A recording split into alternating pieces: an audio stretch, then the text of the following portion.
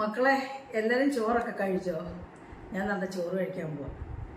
ചില മക്കൾക്കൊരു സംശയം, ഞാൻ 50 വയസ്സ് കഴിഞ്ഞല്ലോ, 58 വയസ്സായി, അപ്പം ഞാൻ ഇഷ്ടം പോലെ ഹെവി ഫുഡാണ് കഴിക്കുന്നതെന്നൊരു സംശയം. അവർ സ്നേഹം കൊണ്ട് പറയുന്ന കേട്ടോ. അപ്പം ഞാനേ മക്കളെ ഹെവി ഫുഡല്ല കഴിക്കും. ഞാൻ കുറച്ച് ചോറ് എടുക്കാം, അതൊന്ന് കാണിക്കാൻ വേണ്ട.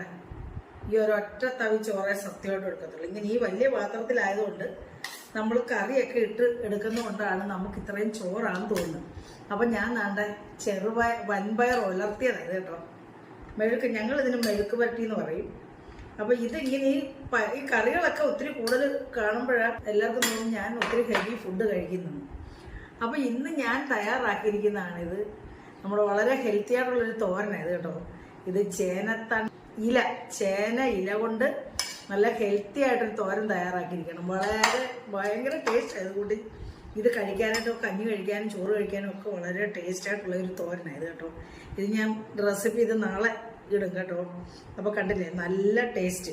പിന്നെ പറഞ്ഞാൽ മീൻ കോരയായിരുന്നത് കേട്ടോ. കോര ചെങ്കലവ എന്നൊക്കെ പറയത്തില്ലേ, അതായിരുന്നത്.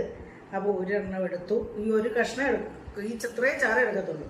പിന്നെ 2 വറുത്ത് കേട്ടോ മക്കളെ, ഒരു രുചിയൊക്കെ വേണ്ടേ. അതുകൊണ്ട് ഇതേതാണ്ട് ഒരു ചെറിയ കഷ്ണമേ ഞാൻ എടുക്കത്തുള്ളൂ. പിന്നെ ഞാൻ നല്ല സാലഡും എടുത്തിട്ട് ഇത് കഴിക്കും. അപ്പോൾ നല്ല അപ്പോൾ ഈ പ്ലേറ്റ് കാണുമ്പോൾ ഈ ഫുഡാണ് ഇത് കാണുമ്പോൾ. അപ്പോൾ കുറച്ചേ ഉള്ളൂ കേട്ടോ മക്കളെ. ഏതാണ്ട് ഇന്നലത്തെ മോരുണ്ട്, അതും ഇച്ചിരി ഒഴിക്കും. എനിക്ക് ഭയങ്കര ഇഷ്ടമാണ് ഓട്ടും മോരും. അപ്പോൾ ശരി മക്കളെ, എല്ലാവരും ചോറ് കഴിച്ചോ? അപ്പോൾ ഞാൻ കഴിക്കട്ടെ കേട്ടോ.